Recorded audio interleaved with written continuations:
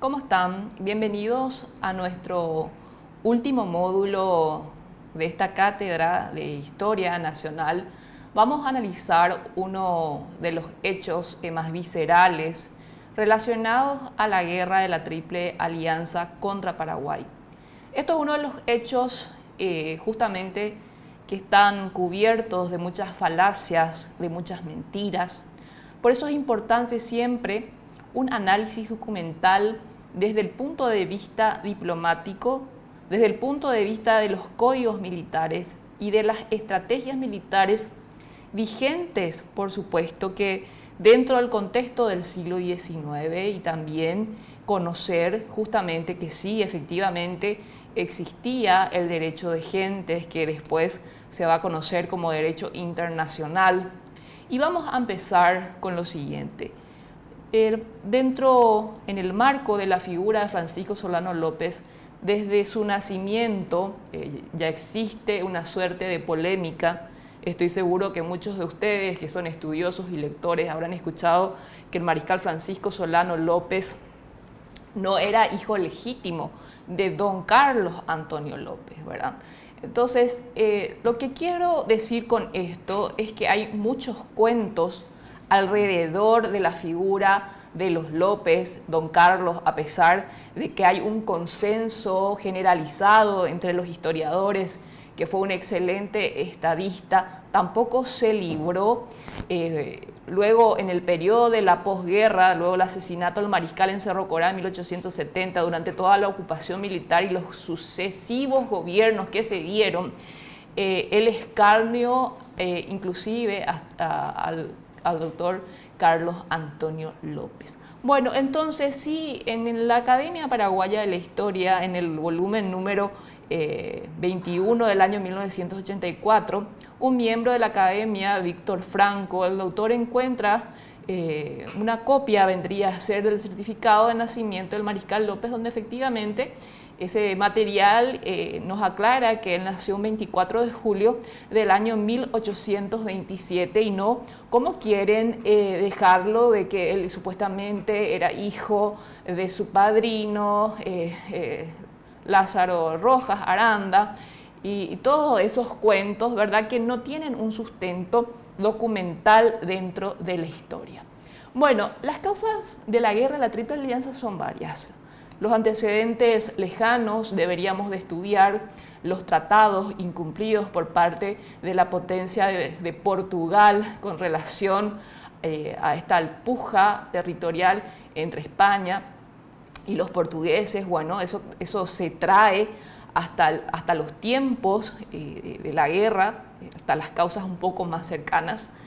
La fusión de las coronas, llegado un tiempo tanto de España y Portugal, donde el tema de los límites fue totalmente abandonado y dejado de lado. Luego eso obviamente en el periodo de los estados independientes causó muchísimos problemas. Pero vamos a las causas cercanas. Por supuesto que un estado independiente debe ser disciplinado, es decir, debe existir una disciplina ciudadana. Francia impulsó una estrategia política de aislamiento en el sentido de que tenemos que saber que no fue el doctor Francia el que puso un aislamiento económico, eso ya lo habíamos visto en anteriores módulos. Estamos hablando aquí de un aislamiento más bien del tenor político, de la no intromisión en problemas o en asuntos de otras índoles que afectarían a los países de nuestra región. Nosotros nos ocupábamos de nuestros propios problemas justamente con las ideologías de esa época. El verdadero catalizador justamente del poder nacional, aparte de la fortaleza que dejó el doctor Francia, en la época del gobierno de don Carlos Antonio López está un viaje muy importante, justamente de Francisco Solano López. Fue enviado como ministro plenipotenciario a Europa entre los años 1853 y 1854 para el reconocimiento de nuestra independencia nacional y la firma y ratificaciones de tratados de comercio. Dentro de esto, tampoco tenemos que olvidar la parte del pensamiento eurocéntrico, donde las potencias pretendían tener una mayor domía sobre los estados justamente del nuevo continente. Tenemos que justamente representantes de la ideología liberal, me estoy refiriendo, no liberal partidario actual, no tenemos que confundir. Estoy hablando de la ideología política liberal, filosófica que surge en Europa. Estoy hablando de eso. Por supuesto, después eso fue interiorizándose en los otros estados. Tenemos a Sarmiento, si vamos a mirar hacia acá, representantes del liberalismo político, decía: no ahorres sangre de gauchos que es buena para abonar la tierra. La sangre es lo único de humano que tienen los gauchos. Esa era más bien como un ejemplo, la mirada que tenían justamente los representantes del porteñismo que traen esta guerra a Paraguay. Normalmente, lamentablemente, tenemos que decir que en los textos de historia, propios compatriotas equivocados, podríamos decir, pero por suerte hay una revisión histórica, donde nos pintan a nosotros como el país agresor, como el país que se metió en un tema con el Uruguay, que era una cuestión muy lejos, que para qué nosotros nos vamos a meter. No, bueno, todos estos para qué y por qué que los conocemos, que es harto sabido, es por una falta de conocimientos de lo que vendría a ser el estudio de una ciencia muy importante, que es la geopolítica, que no es lo mismo que geografía, ¿verdad? Es decir, la incidencia que tienen los países unos con otros a nivel regional, a nivel internacional, no solamente en un tenor local. La geopolítica es algo que hay que tener en cuenta.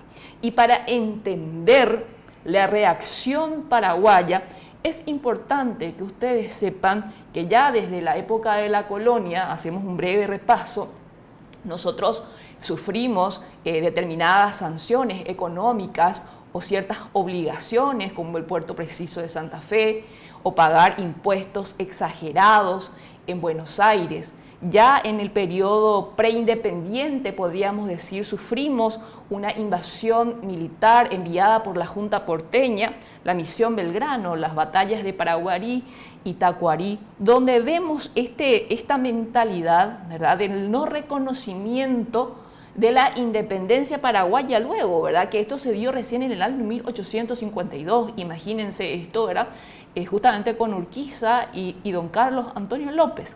Bueno, ¿y qué implica esto, verdad? Que justamente que si el Paraguay no se manifestaba con relación a los acontecimientos, hasta a la invasión que se estaba generando por las fuerzas navales y terrestres del Imperio del Brasil al Uruguay, nosotros íbamos a estar encarcelados en una isla de tierras, acogotados económicamente, sin posibilidad de una vida económica exterior. Entonces vamos a ir ordenando estos sucesos, porque el trabajo que nosotros vamos a hacer justamente es el análisis de varias notas del Paraguay al imperio.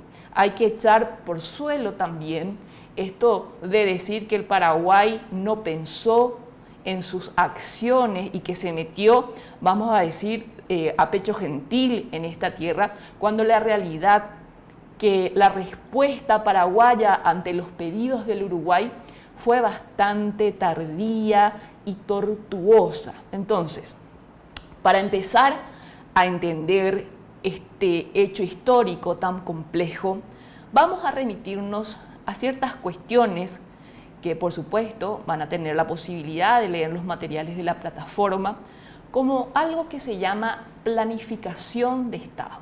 ¿Qué es una planificación de Estado? Las planificaciones de Estado se manejan en un periodo de corto, mediano y largo plazo. Implican temas de los dos pilares del desarrollo y del de la defensa nacional, en beneficio, por supuesto, de una nación o en este caso de un imperio.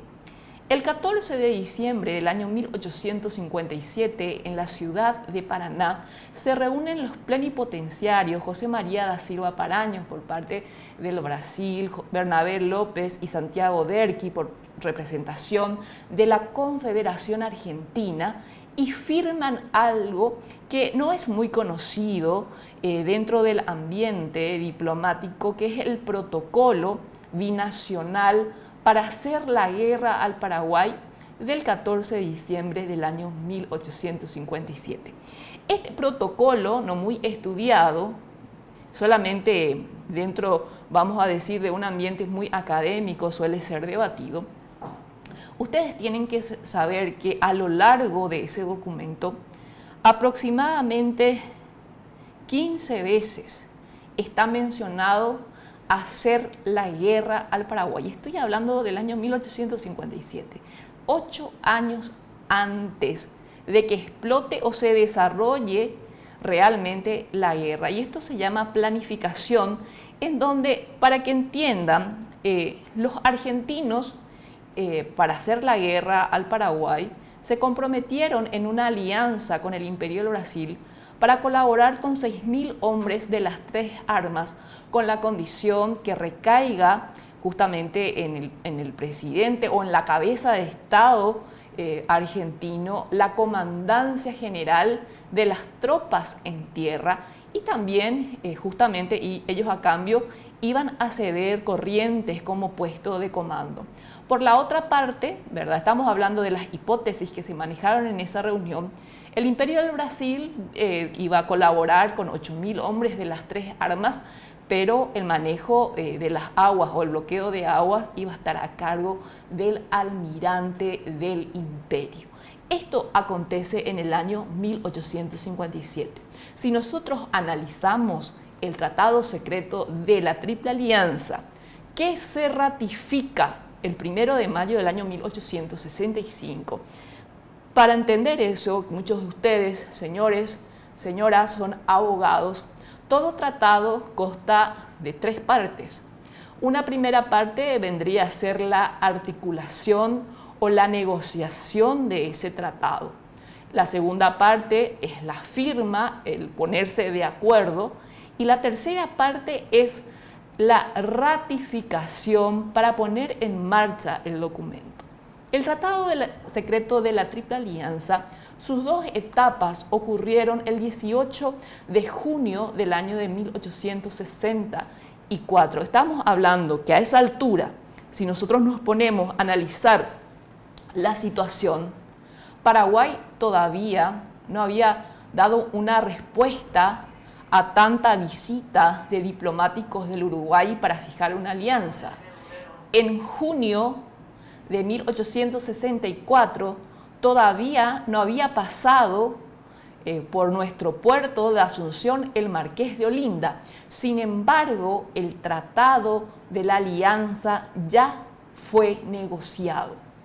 Bueno, lamentablemente estos temas, justamente en puntas del arroyo de Puerto Rosario, en el PC de Venancio Flores, se dio esta reunión y el ministro inglés Edward Thornton fue el que manipuló los hilos diplomáticos para que en ese lugar se pueda fijar la reunión y posteriormente analizar situaciones de la reacción que iban a tener con el gobierno blanco legítimamente constituido del Uruguay, cómo derrocar a ese gobierno, cómo colocar a un insurrecto golpista como Venancio Flores, que era representante del Partido Colorado uruguayo de tendencia liberal. Hay que entender todo esto, ¿verdad? Que estaba alineado con los intereses del Imperio del Brasil y por supuesto con el mitrismo argentino.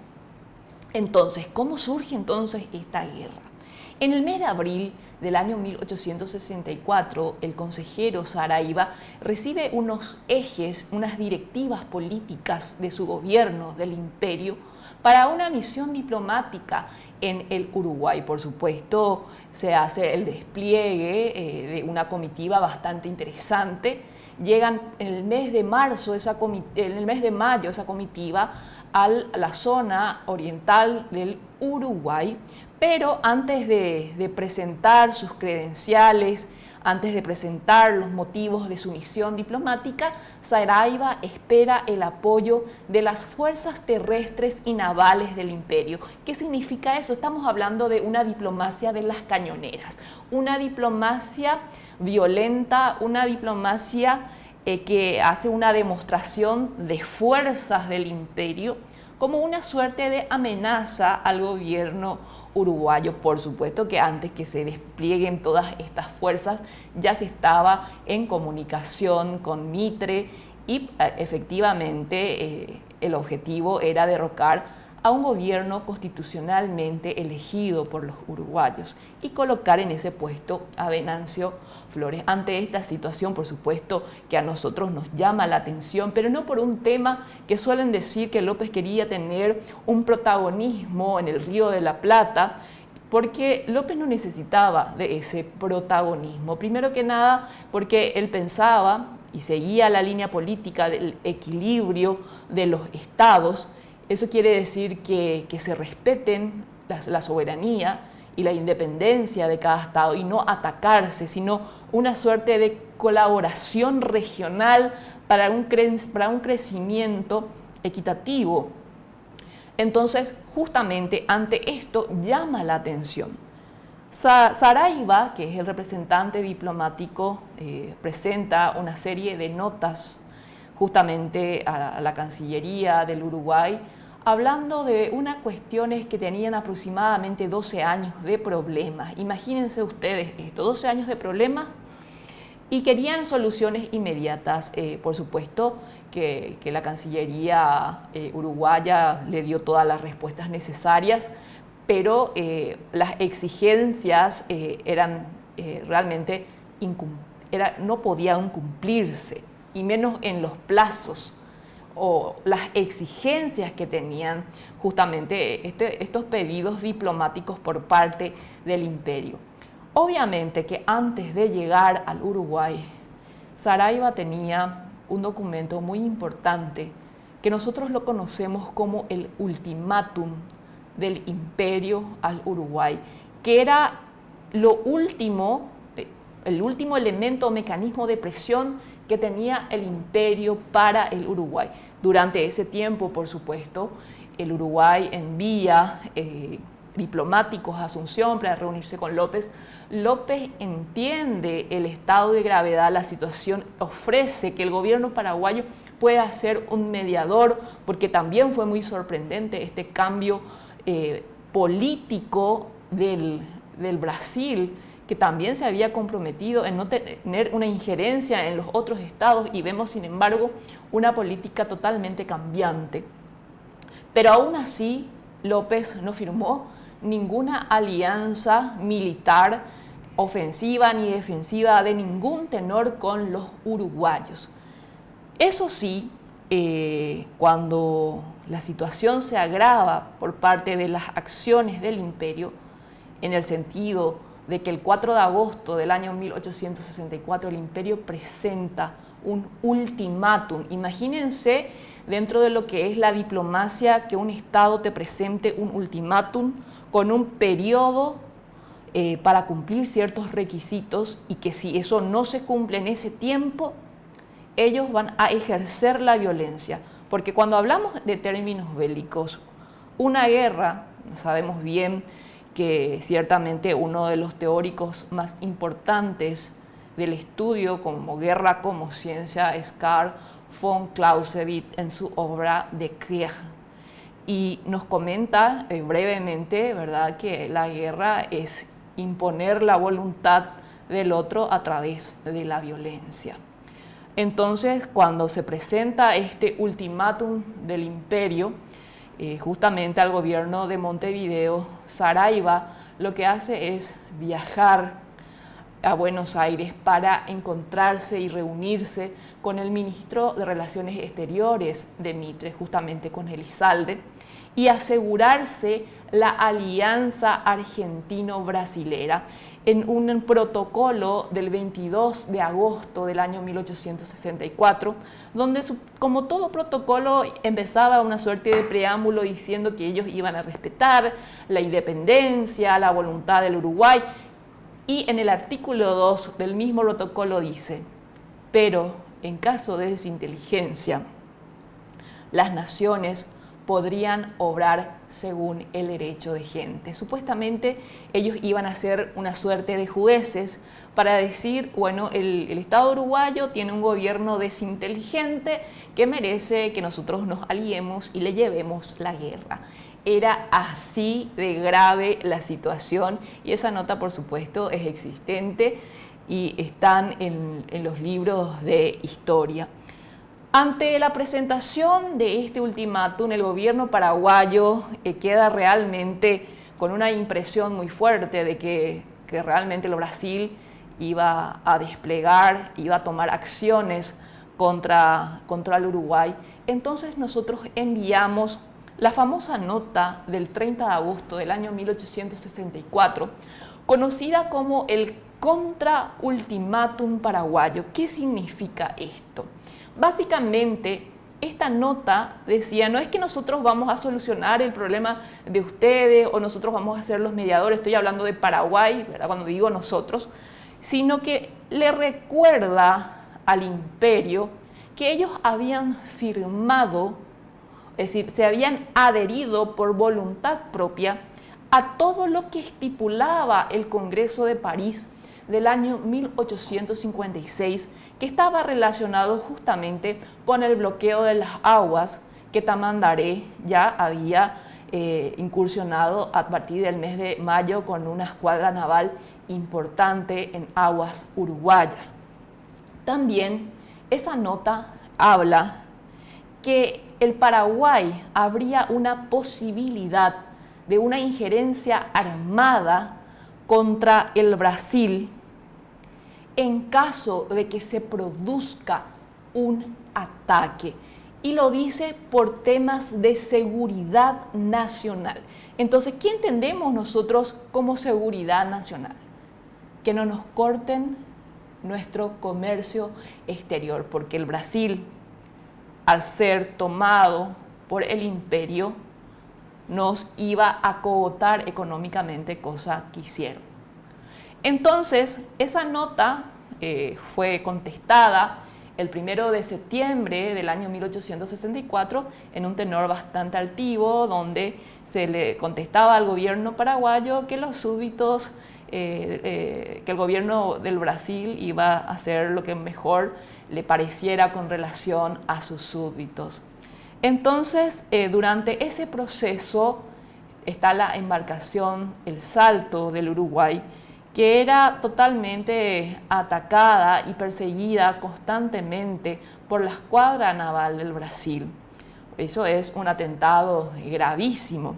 Entonces nosotros enviamos una segunda nota el 3 de septiembre ratificando nuestra postura de que si esto va en una suerte de escalada de violencia, nosotros actuaríamos con un despliegue de nuestras Fuerzas Armadas. Por supuesto que una nota que no se hizo mucho caso.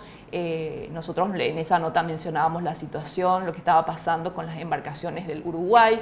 Básicamente nos responden, no tenemos idea de lo que está pasando en Uruguay, no sabemos, ¿verdad? Estoy hablando justamente de César Viana Lima, que era el encargado de negocios del imperio aquí en Asunción. Bueno, no sabía nada. Nosotros sabíamos, nuestra Cancillería sabía, pero ellos no sabían, supuestamente, sí, puras excusas.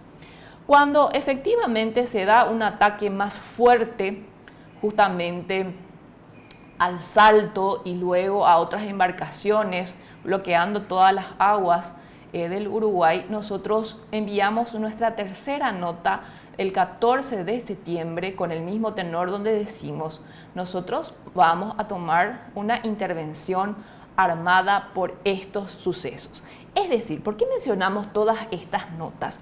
Porque hay una situación prebélica. Cuando uno envía un ultimátum y este ultimátum no es cumplido, se transforma directamente en una suerte de declaración de guerra instantánea.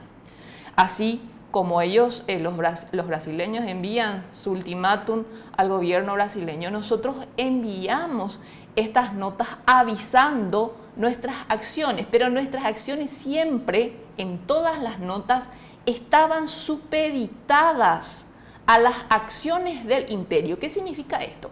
Que si el imperio no violentaba, que si el imperio no atacaba a los uruguayos, a las ciudades indefensas del Uruguay, nosotros no íbamos a accionar absolutamente ningún mecanismo, ningún movimiento armado.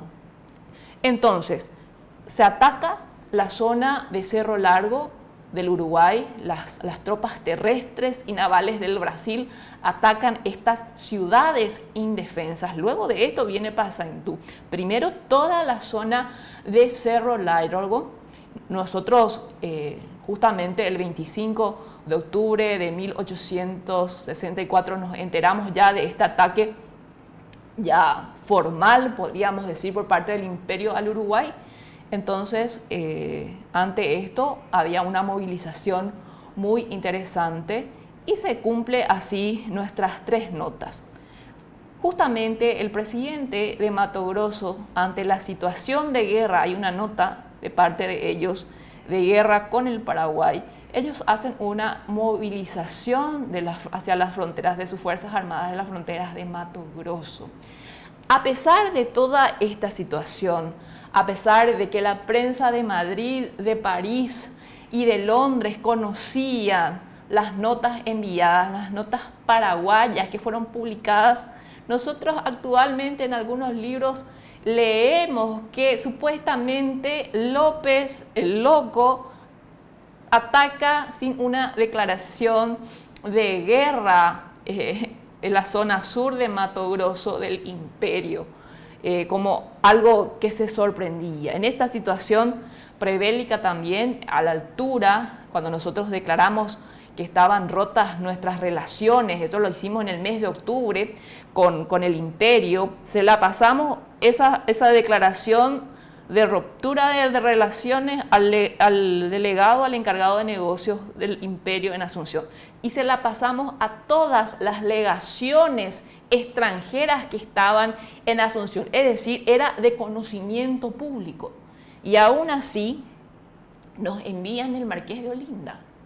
En esta situación de este quiebre diplomático, el 12 de noviembre nos envían al Marqués de Olinda. Por supuesto que el Marqués de Olinda sin ningún problema pudo pasar por las aguas argentinas porque la alianza era un hecho. Y aquí, justamente en el puerto paraguayo, según las crónicas que se tienen de la época, tuvimos algunos problemas, bitácoras alteradas, donde figuraban pasajeros que eran civiles, pero realmente eran todos militares, armamentos, dinero, pólvora que iban a ir camino a Mato Grosso. Ustedes tienen que saber que antes de la toma de esta embarcación de guerra, estamos hablando de una embarcación de guerra y de pasajeros que tenía que tener un protocolo según las leyes del año 1858 para cruzar por aguas del río Paraguay. Ciertamente había cierta flexibilidad en las aguas del río Paraná para embarcaciones de ese tenor, pero como un trayecto bastante largo del río Paraguay son aguas ya internas que está relacionada con la seguridad nacional, el protocolo era un poco más estricto. Sin embargo, vemos que cursa, que pasa, el Marqués de Olinda toma una dirección hacia Concepción, donde después nuestro buque insignia, el Tacuarí, lo alcanza, lo percibe por órdenes del gobierno paraguayo y lo trae de vuelta al puerto. Pero todas estas acciones, que nosotros lo conocemos, se dieron previamente con una nota de por medio. Es decir, el gobierno paraguayo envía una nota justamente ese 12 de noviembre comentándole la situación, que nosotros continuábamos en esta situación prebélica y que íbamos a capturar esta embarcación, porque fue las mismas leyes de navegación que utilizó Tamandaré, el almirante justamente del Imperio del Brasil en Uruguay, donde capturaba embarcaciones por este por esta situación de guerra con los uruguayos. Bueno, ¿y cuál es el tema? Que la gente piensa que con la toma del Marqués de Olinda se inicia la guerra y que fue una acción agresiva del gobierno paraguayo, cuando el gobierno paraguayo utilizó los mismos códigos militares utilizados por los brasileños, porque son códigos de época que están relacionados al manejo de aguas con relación a embarcaciones de guerra. Pero los brasileños pueden utilizar esa ley, pero Paraguay no. Y es más, el Congreso de nuestra República, lamentablemente, para las conmemoraciones del sesquicentenario, por un tema de desconocimiento muy bárbaro, muy tremendo para nosotros, marca como punto de partida las conmemoraciones con la toma del Marqués de Olinda, dejándonos legislativamente como país agresor. ¿Por qué tenemos que hablar de esto con este tenor así de sincero?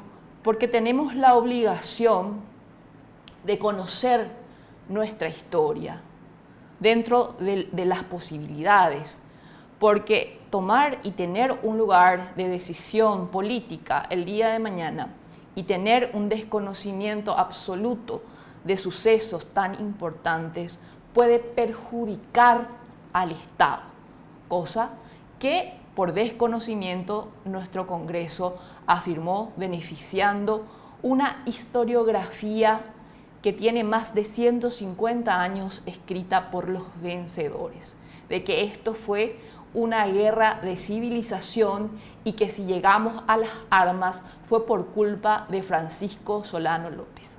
Esas cosas tenemos que dejarlas.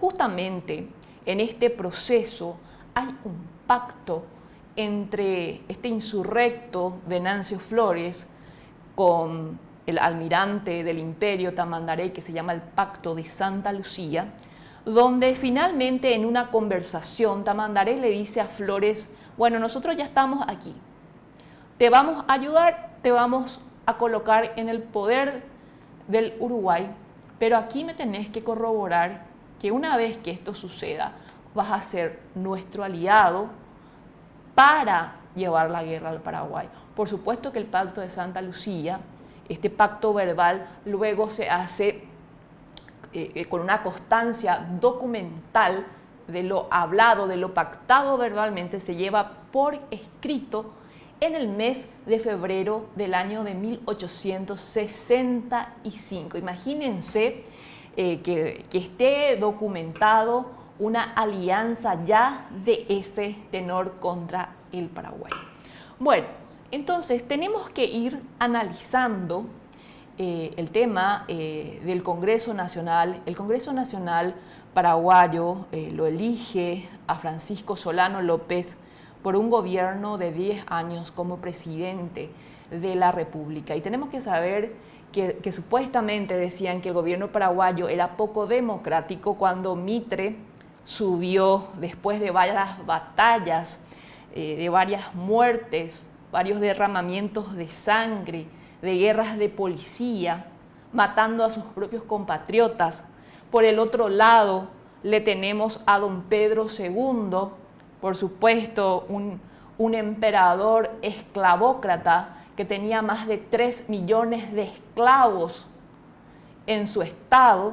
Y luego está Venancio Flores, que subió por medio de una revolución violenta, apoyado por las Fuerzas Armadas del Imperio del Brasil y por suministros de Mitre.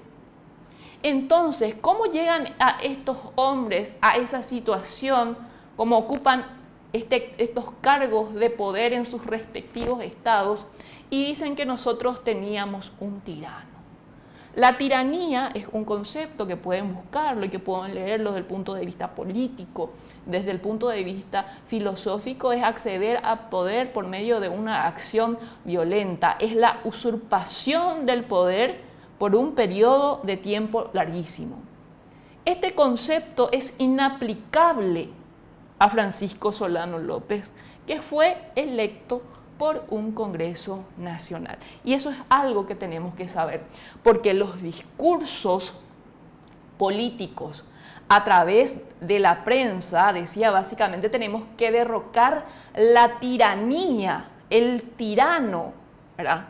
Es increíble como desde el año 1859, a través del Pacto de San José de Flores, donde el gobierno paraguayo envía al general Francisco Solano López para parar las muertes entre justamente entre los argentinos, con una mediación exitosa que es estudiada en relaciones diplomáticas, esta mediación exitosa que tuvo el mariscal López, del Leopoldo de América, en menos justamente de, vamos a decir, 6, 7 años, se convierte en una suerte de Atila en la prensa, ¿verdad? Entonces, el discurso político que vemos nosotros es el tirano López, y el discurso diplomático es hacer la guerra al gobierno actual y no al pueblo paraguayo. Por eso nosotros tenemos que estudiar el tratado secreto de la Triple Alianza, porque este tratado es el responsable del quiebre del Estado paraguayo, porque se aplicó en su totalidad. Y tenemos que ir analizando. En el preámbulo de este tratado dice que la guerra es contra el gobierno actual y no contra el pueblo paraguayo, y que se realiza una alianza defensiva-ofensiva. Estamos hablando de una alianza militar por los agravios cometidos por el Paraguay. Bueno, primeramente porque Paraguay no agravió a nadie.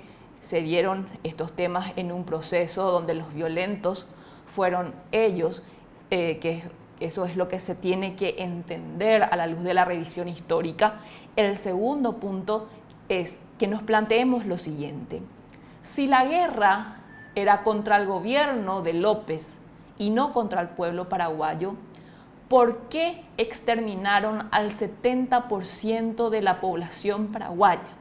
Y en términos militares quiero explicarles lo siguiente: los ejércitos, cuando entran a combatir, tienen su plan y un objetivo militar claro. En el Tratado Secreto de la Triple Alianza, el objetivo militar claramente es Francisco Solano López. Entonces, ¿por qué no pueden mostrar un solo plan para apresar a López, para cazar a López, para matarlo inclusive a López? ¿Por qué primero tienen que pasar por los cadáveres de la población paraguaya, tardar 5 años antes de dar muerte a su objetivo militar? Cuando hablamos de una guerra prolongada, porque estamos hablando de una prolongación, 3 contra 1, ¿qué significa esto? En el ámbito de la estrategia, si utilizamos los criterios militares de Basil Liederhardt, podemos ver que hay 3 etapas. Una es la táctica, lo que pasa en el terreno, en el enfrentamiento, en el cuerpo a cuerpo, que afecta el aquí y el ahora.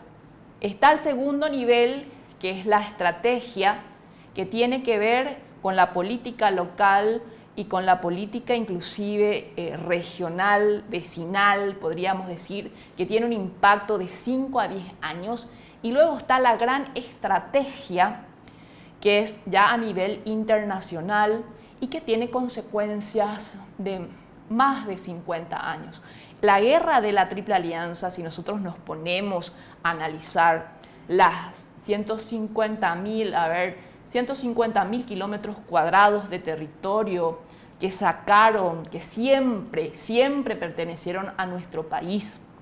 Luego de esto, el usufructo de las tierras que no nos pudieron sacar, ¿verdad? Porque hacían lo que querían con el territorio paraguayo, hasta la propia generación de estas represas binacionales para evitar otra vez otra guerra. Todo tiene una consecuencia que se proyecta en el hoy. Por eso es importante tratar de analizar, por más doloroso, por más duro, que sea, pero dentro de la verdad histórica. Les estaba diciendo que en el plano de la estrategia, ellos nos diseñaron un plan para derribar a su objetivo militar. Es más, dicen normalmente la historiografía de los vencedores o la historiografía legionaria, porque hay que entender y no hay que tenerle miedo a la palabra legión, legionarios. ¿Por qué no hay que tener miedo? Vamos a remitirnos al artículo número 7 del Tratado Secreto de la Triple Alianza, donde un grupo importante de paraguayos residentes en Buenos Aires se unen al ejército argentino con la denominación de Legión Paraguaya. Estos hombres se unieron al ejército enemigo para traer la guerra a sus propios compatriotas, porque los legionarios, ustedes tienen que saber, que participaron absolutamente en todas las batallas a lo largo de estos casi 6 años de combate. Entonces, no es un término peyorativo, es un término que ellos mismos optaron por tener, es decir, de la Asociación Paraguaya de Hombres Libres, allá por el año 1851, ellos, su fuerza armada, la denominan la Legión Paraguaya, por ende, legionarios. Entonces, todo este contexto hay que entender, ¿verdad? Donde también ellos decían en el Tratado Secreto que iban a respetar el territorio nacional por 5 años. ¿Cómo es esto? ¿Cómo es posible que puedan respetar el territorio, la soberanía de una nación por un periodo de 5 años? ¿Qué se entiende? Que pasados los 5 años ellos tenían la potestad de quitarnos territorio como lo hicieron. Entonces, ¿dónde está ese respeto que mencionan directamente en el preámbulo? No existe. Es decir, si vamos a hablar mal y pronto, el Tratado Secreto de la Triple Alianza es un documento diplomático, vergonzoso, anacrónico, contradictorio, una suerte de mamarracho jurídico, ¿verdad?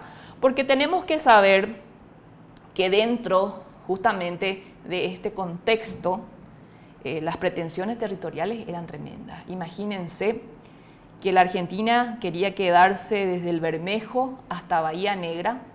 Esas son unas cuestiones de aspiraciones territoriales, porque ciertamente no podemos obviar que nosotros teníamos ciertos vencimientos de tratados y de estudios sobre temas de límites, pero una cosa es negociar en base a lo que te corresponde, en base a documentos, pero otra cosa, hacer la guerra por aspiraciones justamente sin forma histórica, vamos a decir, de dar una explicación ante tus aspiraciones sin tener un justificativo histórico, eso es ambición territorial. Y también está plasmado en el Tratado Secreto de la Triple Alianza.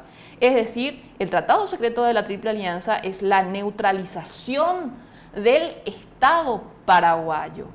Entonces, ante este tratado ominoso, nosotros tenemos que ir entendiendo las posturas políticas y estratégicas de Francisco Solano López, porque él era presidente de la República y también mariscal de ejércitos, es decir, él manejaba las dos partes elevadas de estas divisiones entre los códigos militares, que es la parte política y la estrategia. Sus comandantes estaban en la parte operativa y los soldados estaban en la parte táctica. Decir que esta guerra no tenía reglas es un desconocimiento enorme del derecho de gentes del siglo XIX. Sí, estaba reglamentado cómo se tenía que dar una conflagración entre estados, estaba ya determinado que a la población civil no combatientes se tenía que respetar la vida, a los prisioneros rendidos o prisioneros que deponían las armas se le tenía que garantizar la vida, y no podían decir estos estados coaligados que desconocían el derecho de gente, puesto que en la Constitución Nacional de la Argentina, en varios de sus artículos menciona el conocimiento del derecho de gente, y en el Tratado Secreto, en el artículo 14, hablan de reglas de guerra que por supuesto no cumplieron. ¿Y por qué no cumplieron? Porque tenemos como ejemplo Yataí.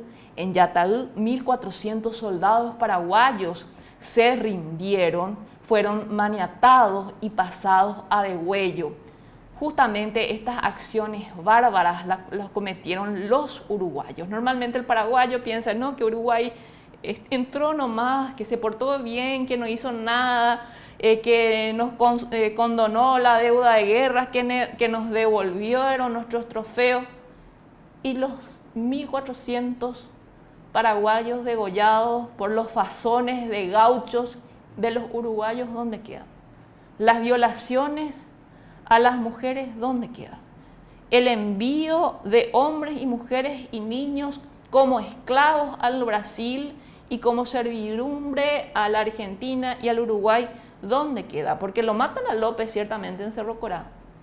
Y después nunca devolvieron a esa gente, nunca devolvieron a esas personas al territorio paraguayo. Esa es la realidad que no nos cuentan. Esa es la realidad que el paraguayo de esa época vio con sus propios ojos, donde el rendirse, el capitular en términos militares, no te garantizaba la vida. Porque vemos aquí un claro ejemplo de rendición en Yataí. Todos pasaron a degüello. Otro ejemplo, Uruguayana, 5.600 paraguayos prisioneros eran repartidos entre los ejércitos brasilero, argentino y uruguayo como esclavos. Continuando con el análisis del Tratado Secreto, la parte territorial, justamente los objetivos que tenían, vemos también que estaba estipulado que el pueblo paraguayo sea el responsable de los gastos de guerra.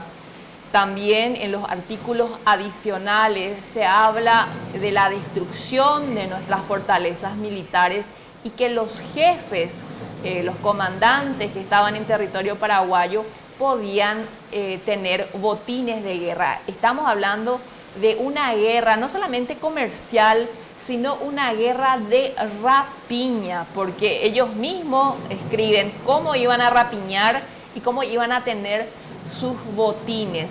Ni siquiera están hablando de trofeos de guerra, están hablando de esta palabra botín, y es algo extremadamente grave. Una de las cosas que siento como investigadora es que justamente el Tratado Secreto de la Triple Alianza nunca fue derogado por ningún gobierno paraguayo, absolutamente no.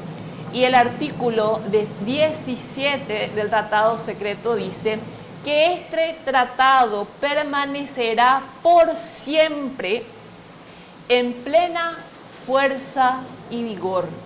¿Se imaginan ustedes lo que significa que un tratado de ese tenor no esté derogado y que en uno de sus artículos mencione claramente que este tratado estará en vigor por siempre? El jurista Juan Bautista Alberdi, al hacer una interpretación de este artículo, dice que la alianza es perpetua. Estos temas tenemos que ir analizando para poder acercarnos y aproximarnos a la guerra. Otro de los temas bastante interesantes que se suele debatir era efectivamente si podemos considerar al mariscal Francisco Solano López como un héroe.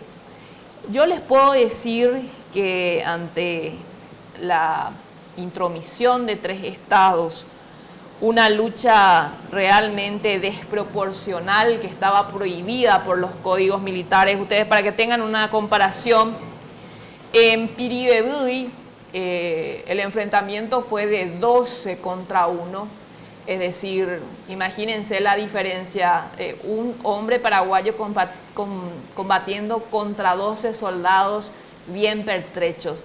Si le extendemos esto a lo que fue Cerro Corá, la diferencia era de 1 contra 45. Estas desproporciones estaban totalmente prohibidas. Entonces, lo que nosotros tenemos que saber es que a partir del año 1866, en la famosa entrevista de Yataitú Corá, fue el mariscal Francisco Solano López el que propuso la paz al representante, al comandante de los aliados, que en ese momento era Bartolomé Mitre, donde justamente en las memorias de Benítez nosotros podemos leer que López propuso hacerse a un lado del gobierno para que así se pueda cumplir ese objetivo de esta alianza militar, que era derrocar el gobierno de López. Pero López no quería la neutralización del Estado paraguayo y decía: yo me retiro, pero no en base a lo negociado en el tratado secreto de la Triple Alianza. Porque imagínense si López aceptaba ese tratado, la destrucción, la inexistencia del Estado paraguayo, cómo iba a quedar ante la historia, ante tantos hombres que a esa altura ya habían derramado su sangre. Era imposible para el Paraguay capitular en base a un tratado tan leonino. Entonces, por supuesto que le dicen que no. En varias ocasiones López reunió a su Estado Mayor para preguntarles si era bueno que él se haga a un lado.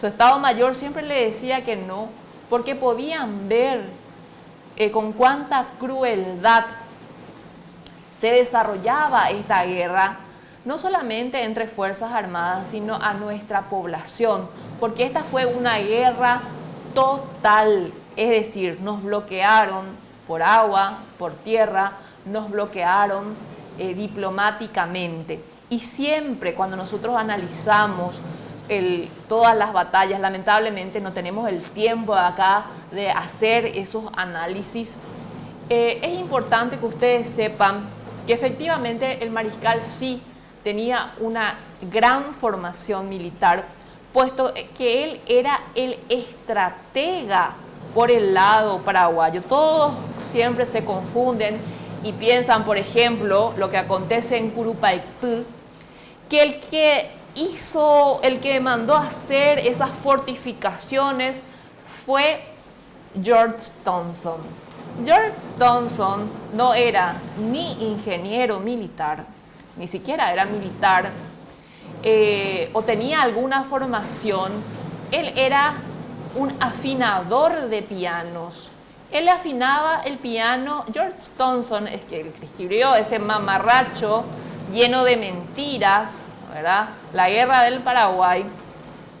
Era el afinador de los pianos de Madame Lynch y le pide a Madame Lynch que le ayude a conseguir un puesto mejor.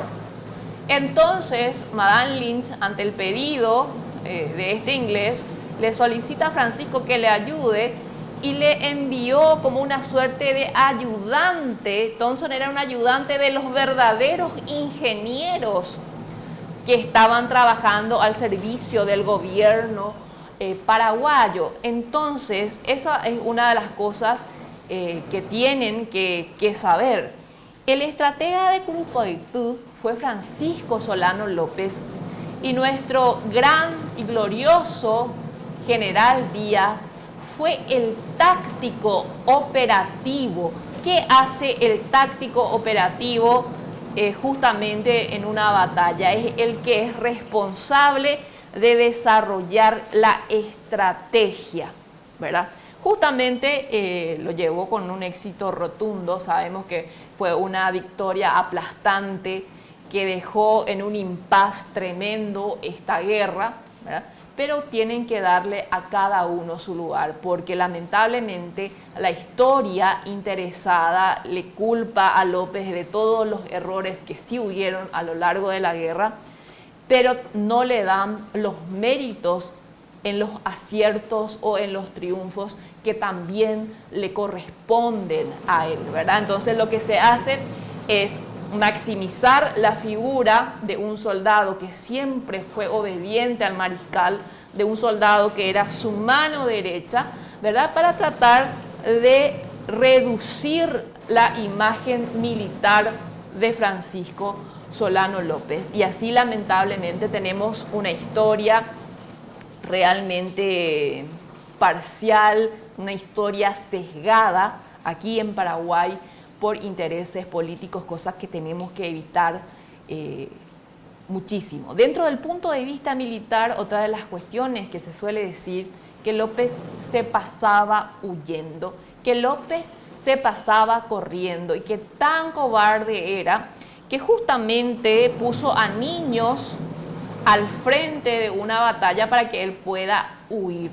Bueno, obviamente la gente que escribe este tipo de basofias históricas no tiene ninguna formación militar, porque nosotros tenemos que saber que efectivamente una guerra se gana con números, con recursos, y los estados que no tenían ningún tipo de bloqueo, que tenían ayuda económica de la banca inglesa, que estaban liberados para poder acceder a armamentos, tenían una facilidad y una capacidad militar superior a un Paraguay bloqueado, sin posibilidad de meter un gramo de pólvora a nuestro territorio. Nosotros nos defendimos como pudimos dentro de esta situación, y estratégicamente López hizo lo que podía hacer justamente con estrategias basadas en la defensa a lo largo del río Paraguay.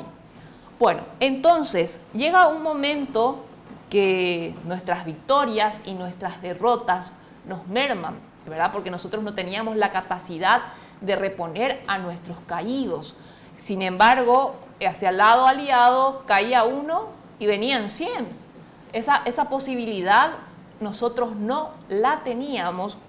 Y llega un momento en que la estrategia militar del ejército paraguayo, específicamente a partir del año 1869, cuando pasan los sucesos más escalofriantes contra la población paraguaya en manos de la comandancia de Gastón de Orleans, el conde Deu, que es uno de los criminales de guerra más tremendos por los cuales pasó la población paraguaya, lo que quedaba al Paraguay eran las operaciones retardatrices, operaciones retrógradas, que básicamente consiste en ceder espacios por tiempo y ubicarse dentro de las posibilidades de la naturaleza y del terreno en zonas elevadas. De esta forma nosotros conseguíamos que nuestros rifles, que nuestra tecnología, que tenía un alcance aproximadamente de 60 metros, eran rifles a chispa, tuviesen una oportunidad de generar un mayor impacto, y también justamente lo que vendría a ser tratar de imposibilitar o tratar, como se dice, de poner más obstáculos a la infantería y también lo que vendría a ser a la caballería del enemigo. Entonces, justamente por eso López se ubicaba en las alturas. Nosotros vemos Ascurra, Caacupé, Caraguataú, Curuguatú, Cerro Corá. Vemos que López se iba posicionando a lo largo de nuestro territorio.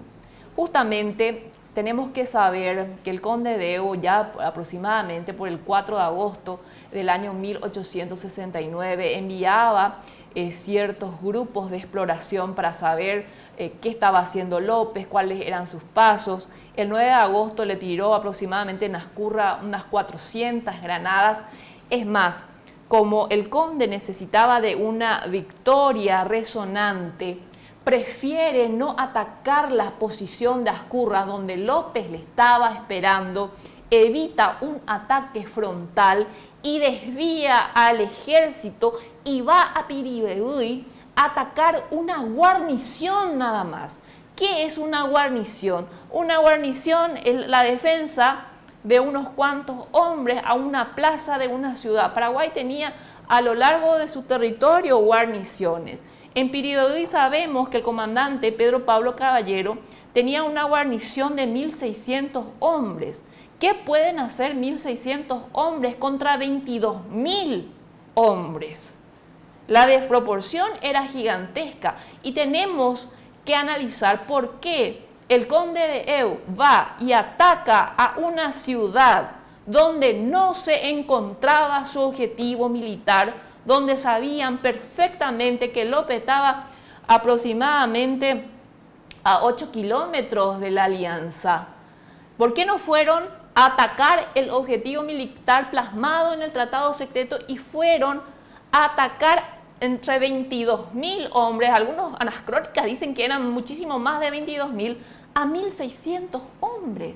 ¿Por qué se da el ataque a Piribebuy? Y vemos una vez más que esto fue una guerra de exterminio, que fue una guerra de rapiña, puesto también que a esta altura Piribebuy como capital, ¿verdad? Estaban ahí el Tesoro Nacional, estaban nuestros documentos, y tenemos que saber que estos cambios de capital, de Asunción a Luque, de Luque a Piribebuy y así sucesivamente, no era un antojo del mariscal López, sino que esto estaba arreglado por leyes militares donde la capital de un país cuando está en guerra no debe caer en manos del enemigo. Por eso eran los cambios, ¿verdad? ¿Hasta qué punto comparto con ustedes la tergiversación de nuestra historia?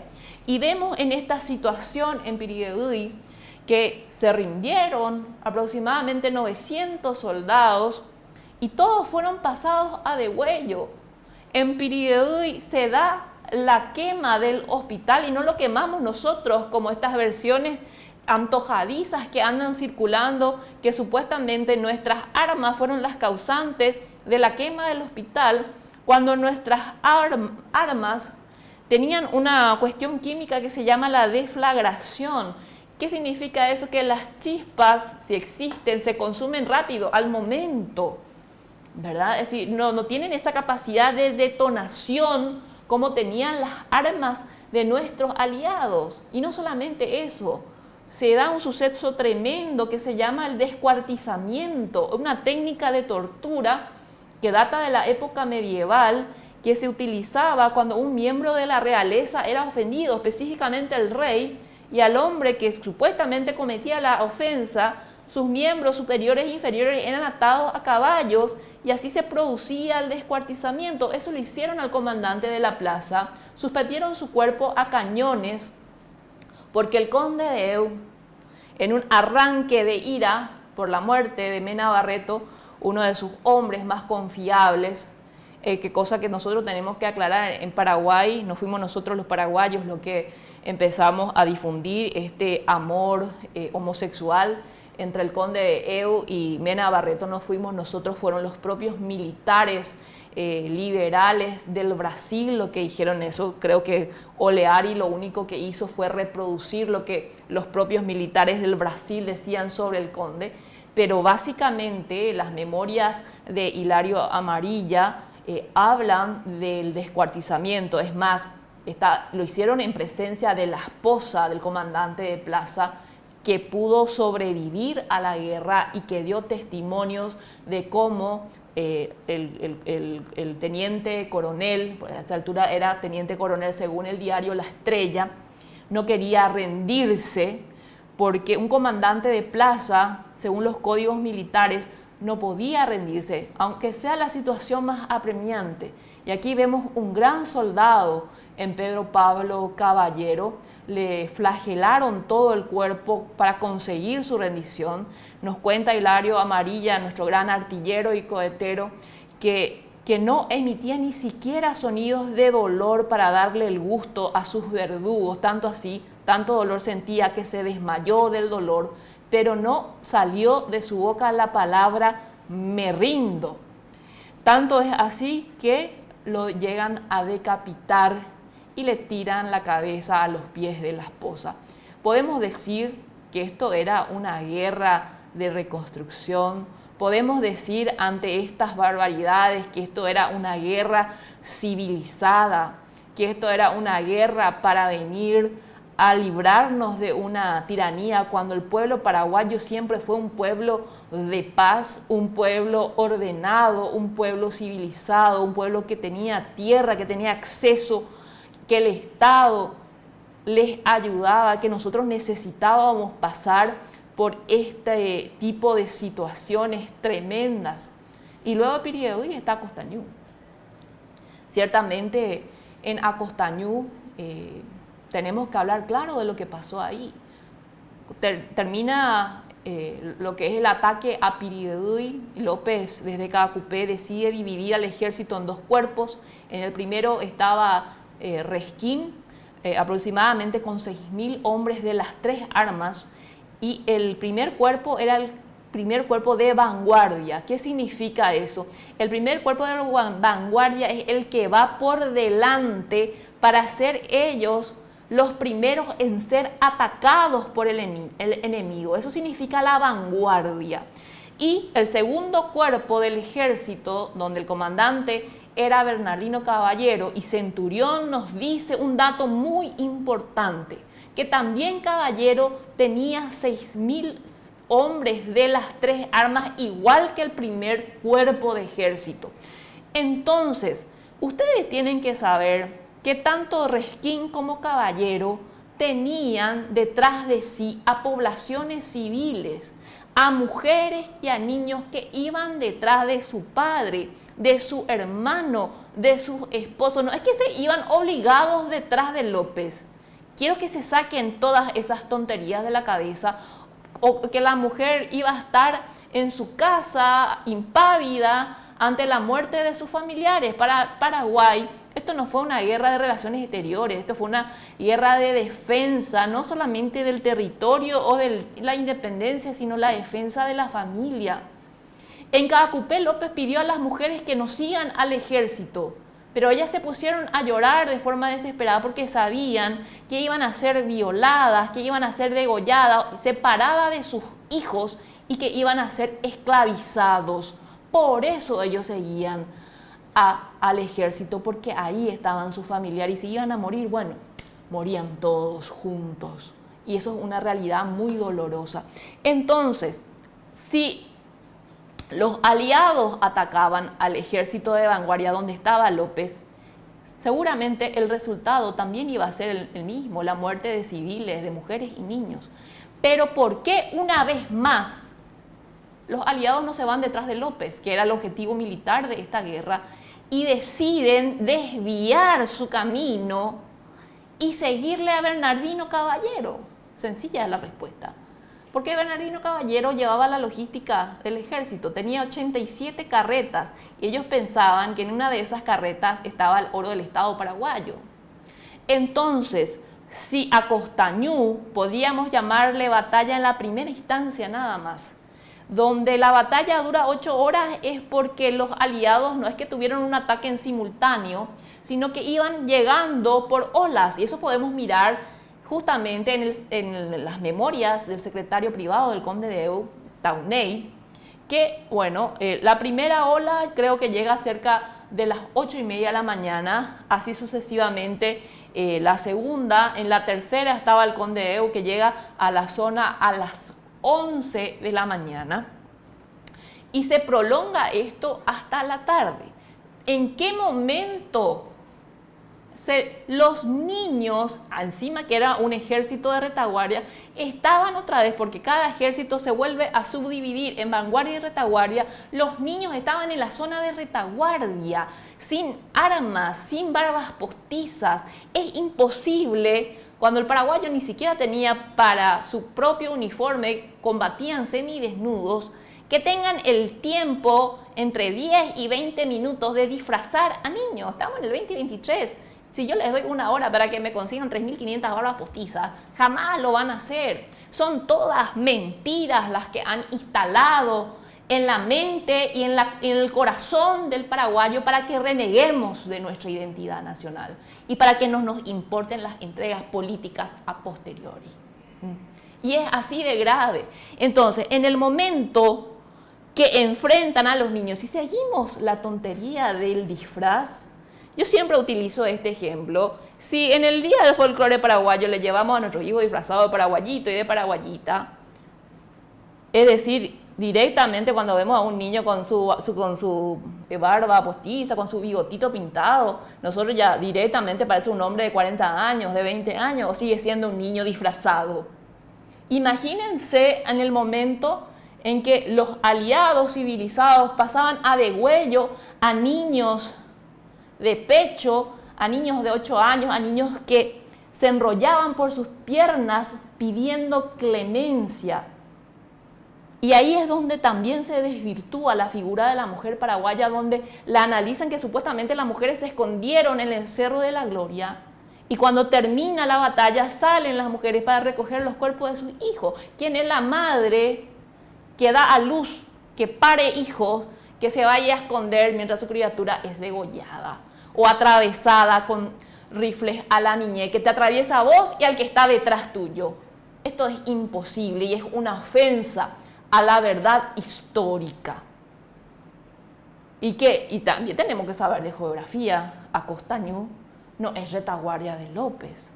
López, como dice claramente el centurión, ya había dejado su testamento, las cuestiones organizadas, porque él sabía que iba a morir en este cruce Caacupé-Barrero Grande, porque él siempre pensó que a él le iban a atacar, porque él era el objetivo militar, y nunca hicieron eso. El conde de Eu ni siquiera llegó a Cerro Corá, fue Cámara. Y así sucesivamente tenemos que entender cuando llega a esa situación, que es mentira que él estaba huyendo hacia Bolivia, porque toda la zona norte de nuestro territorio, la zona Dorados, Miranda, estaba totalmente bloqueada, Villa del Rosario. Era imposible que López tome ese acceso para huir hacia Bolivia. Él lo aclaró en una reunión con sus oficiales justamente en el mes de febrero. Y si López justamente fue herido de la forma en que lo fue, es porque los oficiales del Brasil emitieron un comunicado que iban a pagar en libras esterlinas y en oro aquel que matase a Francisco Solano López en Cerro Corá, y después de mucha discusión se le dio ese dinero a Chico Diablo, pero sabemos que Chico Diablo solamente ocasionó heridas, bueno, tremendas, ¿verdad?, en el hipocondrio derecho e izquierdo, pero el que ordena la muerte final del mariscal Francisco Solano López, pasando una vergüenza militar en vez de salvaguardarle la vida, fue el general Cámara. El general Cámara llega a López como si fuese que tenía un GPS y sabía perfectamente dónde estaba, gracias a delatores, gracias a desertores, como Solalinde, por ejemplo. No tiene nada que ver Bernardino Caballero en esto, como también la historiografía, vamos a decir, politizada, la quiere poner como traidor. No, acá específicamente el que dio esos datos fue Solalinde y después de algunas mujeres que llegaron hasta Cámara. Bueno, dentro de esa situación, Cámara le dice a López que si se rinde, va a salvaguardarle la vida, pero la rendición significaba la aceptación. No era me rindo, matame, no. La rendición en una guerra significa la aceptación al 100% del tratado secreto de la Triple Alianza. ¿Y qué decía ese tratado? Vamos a estudiar y vamos a leer porque es bárbaro. Y López lo conocía perfectamente. Por eso antes de morir, él no preguntó por Elisa Lynch, no preguntó por Panchito, no preguntó por su hijo de 9 años, José Félix. Él preguntó, ¿y el tratado secreto? Cámara le responde, se va a cumplir hasta las últimas consecuencias. Entonces él tenía un espadín que le habían regalado las mujeres en el año 1867. El espadín no es un arma, es un elemento que forma parte de un uniforme de gala, y él con ese espadín trató de darle una estocada a Cámara, y Cámara, cuando ve esa reacción de que López no iba a rendirse, ordena a sus oficiales, maten a ese hombre. Y le dan un tiro por la espalda al corazón con una Spencer. Eso es lo que pasó. De estas cosas es lo que tenemos que hablar. Y luego las matanzas continuaron. 3 días después se le ejecutó al general Roa. Se le ejecutó a 50 mujeres y niños que estaban a las alturas, en las serranías de Cerro Corá. Murieron de hambre, sin ninguna responsabilidad de los estados que ocuparon nuestro territorio, hasta 1876 por parte del ejército del Brasil, hasta 1879 por parte del ejército argentino. Tenemos que estudiar todo el tema diplomático, entender cómo nos afecta esta guerra, cómo nos quebró como Estado, y tratar a partir de la verdad reconstruirnos. Estamos en contacto.